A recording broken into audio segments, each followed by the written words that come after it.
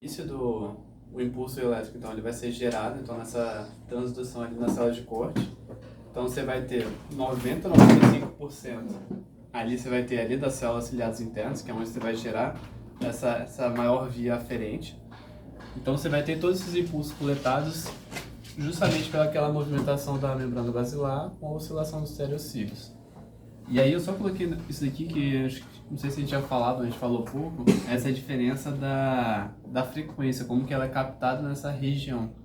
Então, por exemplo, a gente já viu que o nosso ouvido ele consegue captar a frequência de 20.000 a 20 Hz. E aí como isso funciona? A frequência, ela por exemplo, igual aquele exemplo do copo, aquela pessoa, sabe, você já viu aquela pessoa que começa a gritar ou soltar tipo, um som numa certa frequência e que o copo de vidro quebra? É como se fosse esse esquema. Quando você tem uma frequência e você tem um tecido que ele tá na mesma frequência, eles entram em ressonância. E quando eles entram em ressonância, aquilo começa a oscilar e vibrar com maior intensidade. Só que como que o seu corpo regula isso? Quanto maior na base aqui dessa escala média, que é onde vai ter as células, o órgão de corte, você vai ter essa membrana, ela vai ser mais curta, só que ela vai ser mais espessa. Então nessa região, como ela é mais espessa, você vai precisar de uma frequência maior para ela conseguir oscilar na mesma frequência.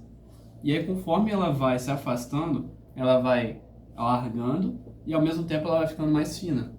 E aí nessa região, frequências menores conseguem fazer essa parede, a membrana basilar, consegue fazer ela oscilar. Então é importante a gente saber isso aí, que no início da escala média, você vai ter frequências maiores conseguindo fazer essa movimentação. Então aqui ela entra em ressonância e quando ela entra em ressonância, ela consegue vibrar na mesma intensidade que a onda está chegando. E as ondas com menores frequências, elas conseguem alcançar distâncias maiores.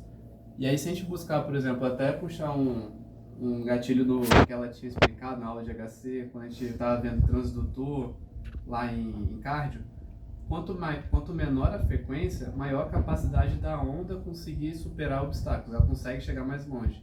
Então por isso que quando você usa um transdutor com uma frequência baixa, ela consegue alcançar regiões mais distantes, mais profundas, porém com menor definição.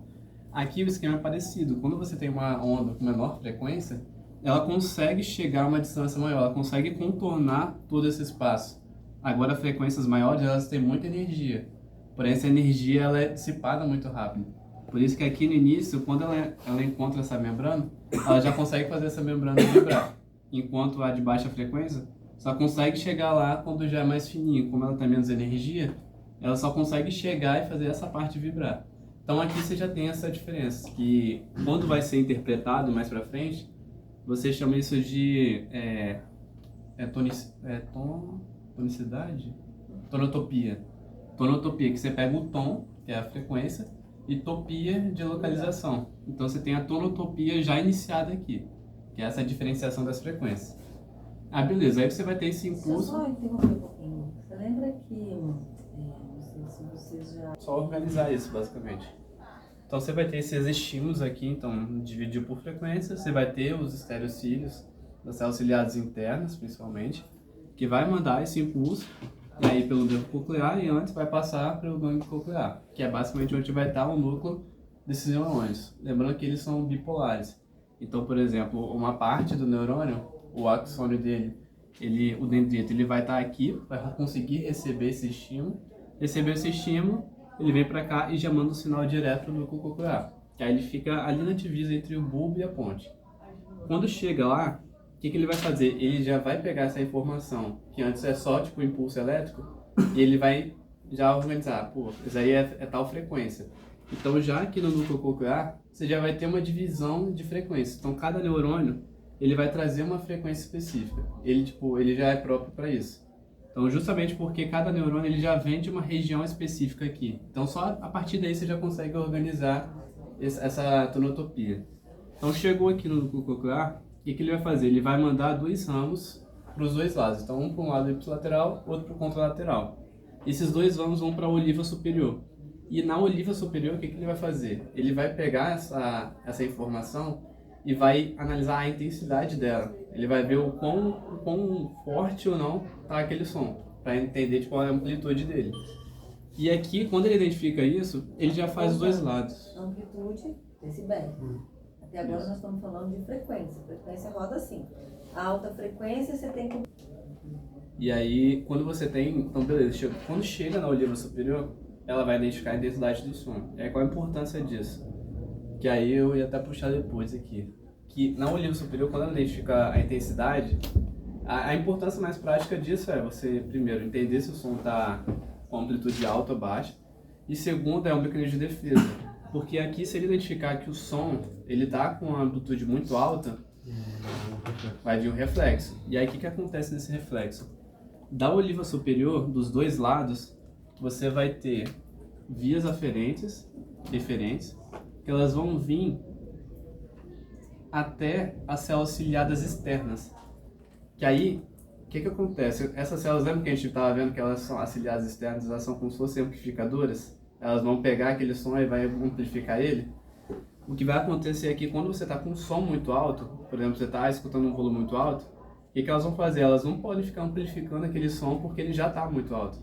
Então o que esse reflexo ele vai fazer? Quando na oliva superior ela percebe que a intensidade do som está muito elevada, ela vai mandar uma via eferente lá para essas células ciliadas externas, mandando elas parar de contrair, para não ficar contraindo mais, porque aí você vai reduzir um pouco essa amplitude. Então esse aí é o primeiro reflexo que a gente vai ter. É o reflexo mais rápido. Então, assim que você escutou um som muito alto, a primeira coisa que vai acontecer é isso, que é a via mais rápida, não a via neuronal. O outro reflexo são aqueles que a gente estava vendo, que vai ser do estapédio, né, que é um reflexo acústico, e também na membrana tipânica, que os dois vão trabalhar junto. Mas o funcionamento é muito parecido. A diferença é que essas vias eferentes elas vão vir direto lá no músculo, pelo nervo trigêmeo, o ramo V13 e o facial. Mas enfim, aí voltando para a parte da audição. Quando chegou na oliva superior, você tem esse reflexo e você consegue identificar a intensidade. E a partir daqui, ele já vai direto para o lemnísculo lateral, que essa é a porção mais central ali na ponte. E no lemnísculo lateral ele consegue levar essa informação direto para o colículo inferior. E aí, não sei se vocês vão lembrar um pouco de neuro, que você tem dois colículos, tem o superior e o inferior. Geralmente eles vão estar relacionados mais com a questão de reflexo. Então o colículo inferior, geralmente ele está muito associado ao seu reflexo ocular com relação à direção do som. Então, por exemplo, se está escutando o som de um lado, às vezes, tipo assim, em situação de emergência, o seu olho já vai direto para aquela região porque está relacionado com esse reflexo. E aí, beleza, quando chega no colículo inferior, ele tem esse processo de reflexo, se for necessário, e dele já vai direto para o tálamo. E aí o tálamo, a gente não chegou a ver tanto, mas ele tem várias divisões. E uma dessas divisões é essa parte genicular medial, que é onde ele vai chegar no tálamo. E o tálamo basicamente é aquilo que a gente sempre vê, ele sempre recebe essas informações aferentes e distribui. Então ele vai fazer justamente isso, ele vai pegar essa informação que está vindo do colículo inferior e vai distribuir ela justamente para o córtex primário auditivo, que fica nessa parte superior do lobo temporal. Quando chega aqui, ele só vai... O que ele vai fazer? Ele vai pegar essa mesma informação que foi separada aqui, ele vai pegar exatamente do jeito que está e colocar aqui. Então ele meio que vai dividindo. Então, por exemplo, uma parte aqui vai ser para frequências baixas, essa outra para frequências mais altas, e tipo, vai dividindo isso. Então no seu próprio lobo temporal, ele já é dividido em formas de frequência. Então você tem essa torotopia justamente também aqui no lobo temporal primário, aqui no córtex temporal primário. E aí, depois disso daqui, você já tem separado então a intensidade, a frequência, tudo bonitinho, ele só vai pegar essas informações, jogar para o córtex secundário, e aí lá ele vai fazer toda a parte associativa. Então ele vai entender, beleza, esse som está em tal frequência, tal intensidade, e aí você vê, pô, é um som de passarinho. Então ele consegue fazer essa interpretação, e acho que justamente nessa... Ele vai colocar os sons nas características, nas caixinhas, né? Exato. Muito bem. Pessoal,